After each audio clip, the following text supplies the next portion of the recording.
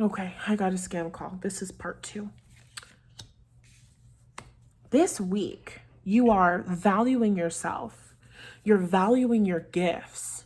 You're valuing who you are.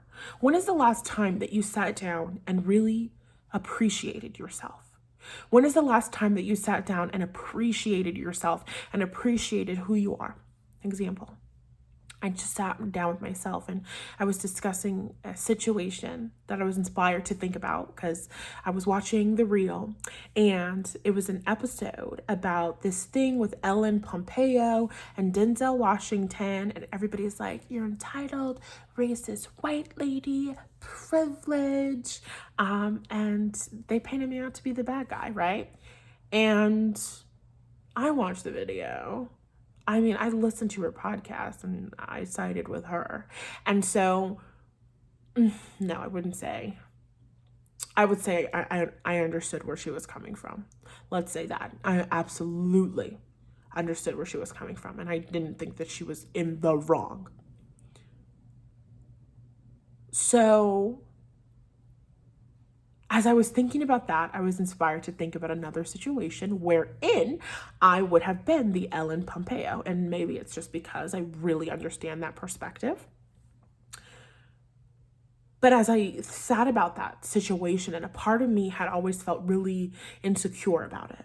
I felt insecure about the way that things had went down and what I thought that that meant about me, and was I wrong, and could I trust myself and my inspiration and what I wanted when what I wanted was against, and and I came to the conclusion of no. I said, I was talking to the universe and I was like, I want to feel supported about this. I want to feel supported in my ideas. I want to feel supported in my inspirations. I want to feel like the universe is, having my back for the actions that I, did. And this is one of the things. You're always serving people, even if you're triggering people and all of these things. So it really doesn't ever exist that the universe is ever going to be like, no, I don't have your back. I don't support the way that you acted on that one. Because even if you're operating out of wounds, which you are, if you're hurting people, then you still deserve love and compassion, and you need it more than anybody else does, right? So anyway, so I was like, I want to feel supported about this. I want to feel supported for who I am. I want to feel supported in my gifts. And then they were like, just think about the situation, taking away how everybody else thought about you, because that's what you're focusing on. That's making you question yourself, and think about your actions and think about what you did with where you were in your life, and how do you feel about what you did. And I felt so good. And I got into this moment of pride, and I was crying because I was just like, in every single situation that I've ever been in my life, I reacted the way that I would want me to react. I reacted in the way that I would want me to react, even if me today, this version of myself, with the healing that I've gotten only because of those past experiences, the accumulation of them, have made me, have allowed me to be here in all of this fucking amazingness. If I today wouldn't be a vibrational match to any of those situations, I can't say how I today would have responded, because me today, I would never have been in that room, right? But me today, I can look back and I can appreciate the way that I showed up with so much courage and so much gusto and so much.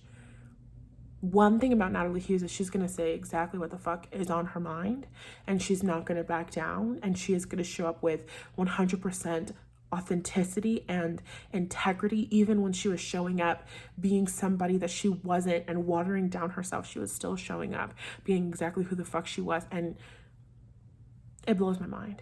And so I'm so incredibly proud of her. So you're going to be having a lot of moments like that this week, where can you just sit and appreciate who you are, and the fact that at my core, I'm a courageous woman. At my core, who I have always been is a creative, courageous person.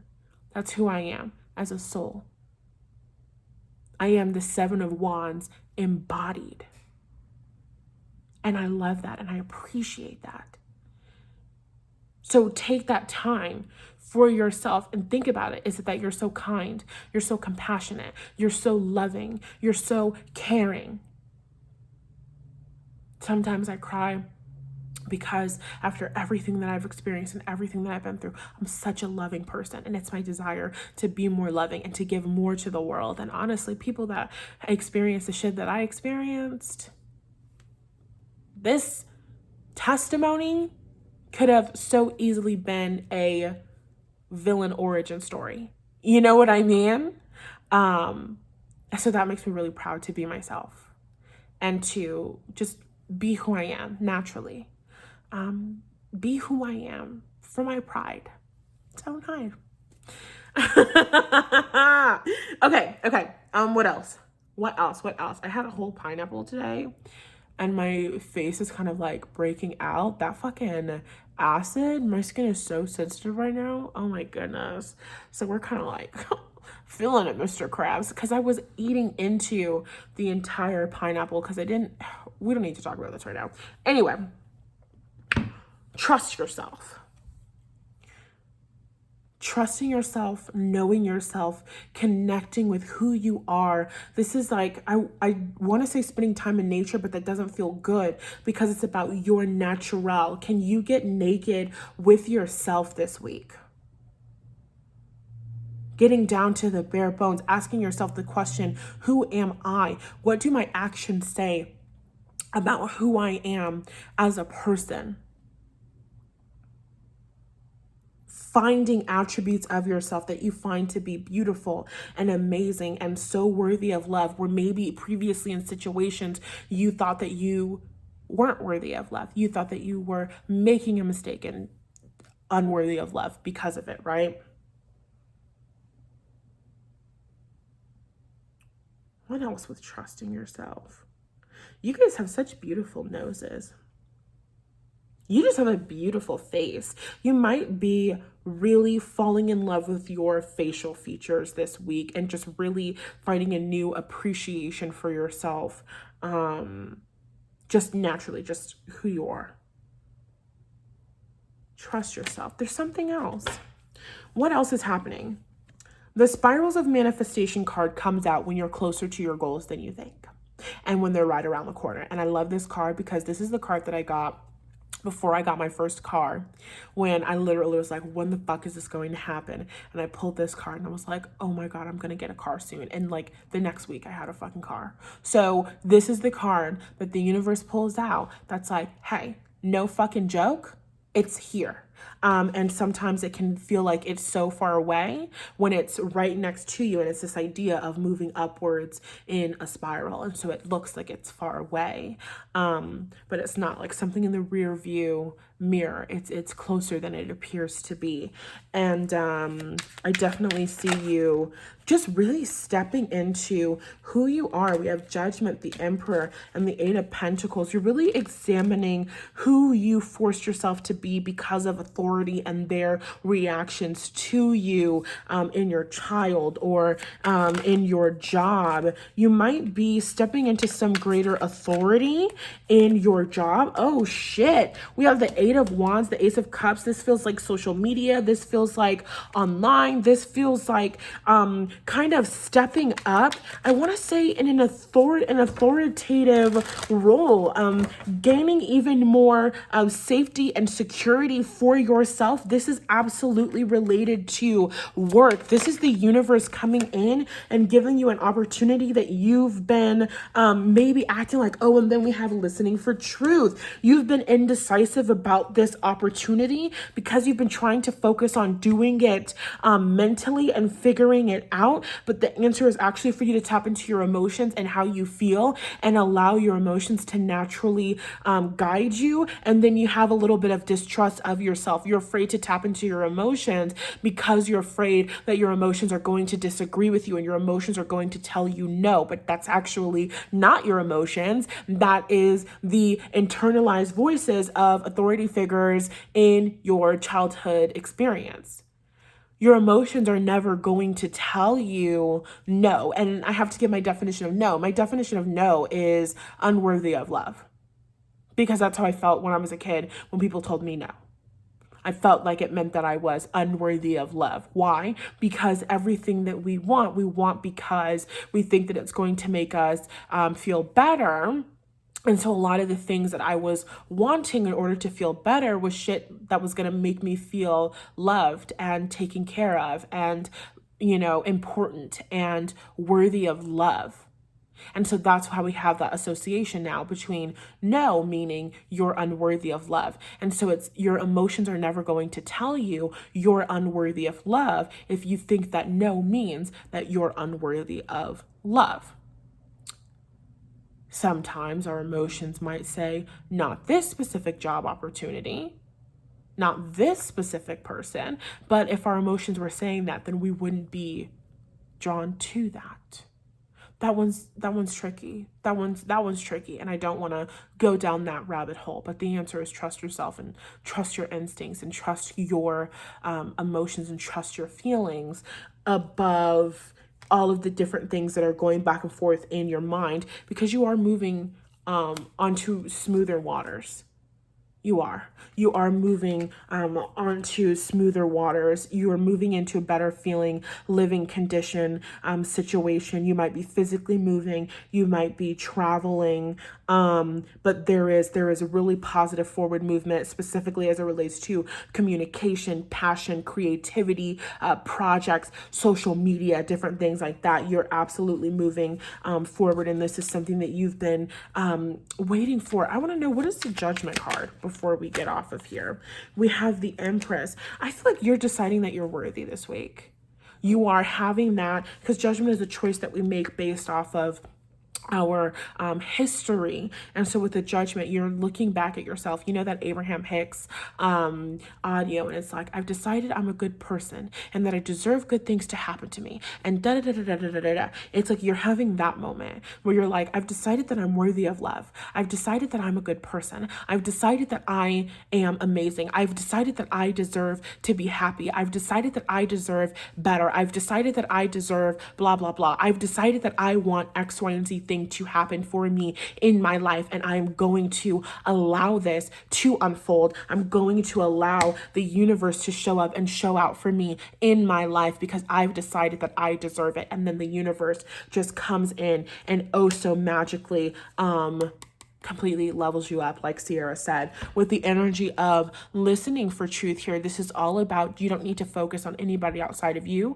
You might be taking a little bit of time to kind of spend more time with yourself, by yourself, connecting back to who you truly are. Again, going back to that, getting naked with yourself, just genuine, authentically, what is it that I find funny? What is it that I want? What is it that I want to experience? What is it that I personally, truly am identifying with as something that I enjoy, or something that I want more of, or something I want to experience? Did I already say that? Anyway,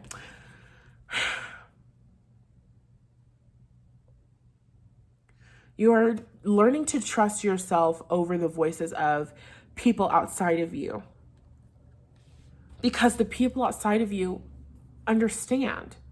They're not attuned to you emotionally.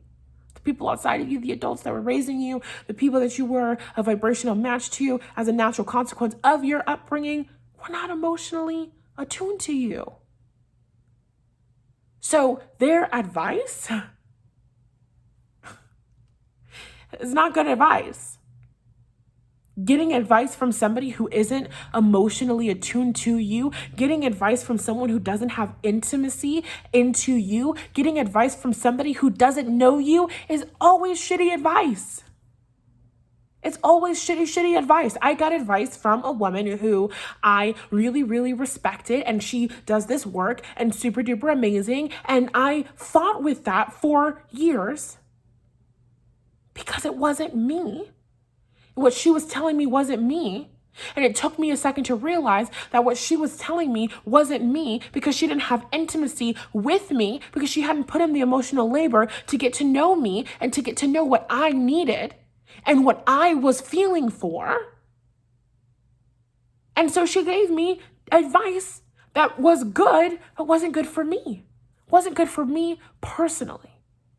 That's why you want a coach that has emotional intimacy with you and is amazing. It's me.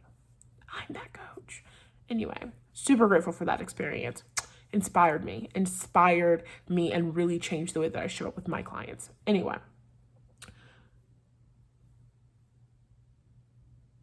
the people in your life, in your childhood, were not emotionally attuned to you. They couldn't give you the best advice. They couldn't give you the best guidance. You, as a child, were feeling things and trying to make emotions based off of those feelings. And then people outside of you that weren't tuned into their feelings and weren't tuned into your feelings and then had belief systems that perpetuated that were actively, because nobody is plateauing, they're still actively building the momentum of those belief systems. Of course, they couldn't give you the advice that was going to help you to succeed and truly flourish. And we're really just kind of, my definition of succeeding and flourishing is having an emotionally fulfilling life. If being the CEO of a Fortune 500 company is emotionally fulfilling for you, then that's success. If being the world's best stay-at-home mom to 5 kids is success, if that's emotionally fulfilling for you, then that's your success. You're used to, and therefore you have this momentum and this belief and this expectation. You're used to the people outside of you trying to talk you out of your own emotions and your own feelings. You internalize that voice, a whole bunch of mechanisms, whatever. You internalize those voices. And now you have all of these people and all of these thoughts and all of these perspectives that don't belong to you. It's not who you truly are. It's who you've become as a natural consequence of your upbringing. Now you have all of these other voices and all of these other perspectives in your mind. You're afraid to tap into your emotions because you think that your emotions are something outside of you. You think your emotions are going to add more chaos, and you think that your emotions are going to add more heartbreak, and you think that your emotions are going to come in and say, no, you don't deserve love. But your emotions, and in this case, we're really talking about your intuition. We're talking about your inner being. Your inner being is not going to come in and guide you away from you.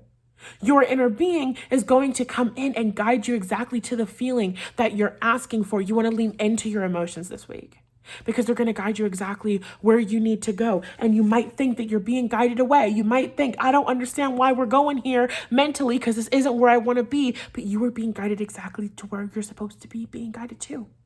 And you're going to get it. You're going to get it. Oh, you're going to get it. Throughout this week, end of this week, beginning of next week, perhaps. Ooh, you're going to understand. You're going to understand. You're going to be like, oh my God, I see it. I see what? I see it. Everything. I see it. I feel it. I feel it all. I get it. I understand why you did what you did. You know, it's one of those beautiful, beautiful moments that you're going to be having. You're having realizations about you're a spiritual person. This lifetime is a spiritual experience. Spirit, energy, vibration, it's all emotion. You're an emotional person. This is an emotional experience. And you can trust yourself. You can trust your emotions. You can trust your inner being.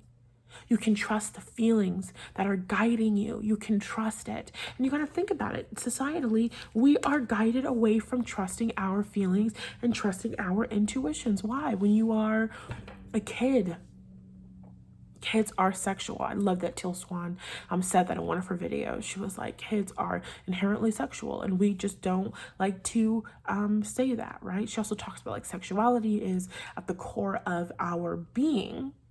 It makes people uncomfortable because they think about all of the evil, terrible things, right? Evil, terrible things.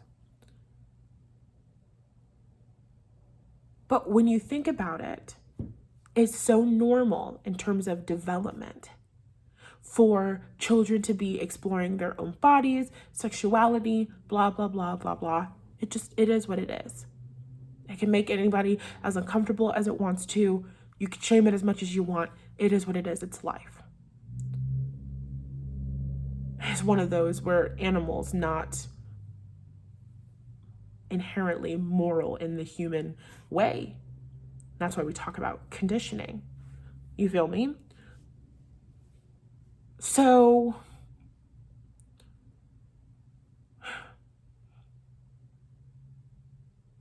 I forgot what I was talking about because I just went on a rant about conditioning in my own head. What did I just say? What did I just say? I said Mercury's retrograde. What was the thing that I said? Not conditioning. Children, inherently sexual, discovering your sexuality, back. Oh, come on. Come on, time is ticking. Okay, inner being. You can trust your inner being. Sexuality, yes. We tend to shame children's sexuality and natural curiosity when it is instinct. It is instinct. And so then you have a society of people who, as a child, you're just learning over and over and over and over and over again, stop being sexual, stop being sexual, stop being sexual, don't walk around without pants on. Oh my God. Don't walk around without pants on in the house because that might entice somebody else to act way about you towards you. Your body is inherently sexual because you exist. And everybody, oh my God, this is why I attract the partners that I do. And oh my God. Wow, whoa. And then you have all of those different beliefs that I just am realizing now, right? You start to shame yourself for your own sexual desires and urges and natural curiosity. Passion is an emotion.